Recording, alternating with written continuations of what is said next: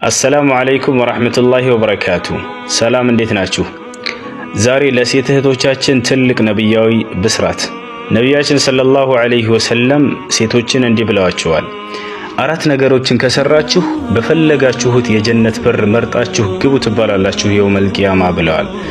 ሐዲስ ላይ ነቢያችን ሰለላሁ ዐለይሂ ወሰለም እንዲህ አሉ።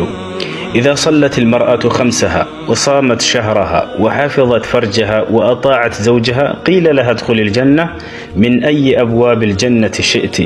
ሴት ልጅ 5 አውቃት ሶላቷን ከሰገደች የረመዳን ወሯን ከጾመች ብልቷን ከጠበቀች ባሏን ከታዘዘች በምትፈልጊው የጀነት በር ግቢ ተብላ የውመል ቂያማ አላህ ሱብሓነሁ ወተዓላ ያስመርጣታል አሉ። ይህ ትልቅ እድል ነው። ሴቶች በጣም ቀላል ነገሮች ናቸው 4ቱ። እነዚህን ጠብቋቸው ሁሌ። ነገ የውመል ቂያማ በምትፈልጉት የጀነት በር ግቡ ትባላላችሁ። አሰላሙ አለይኩም።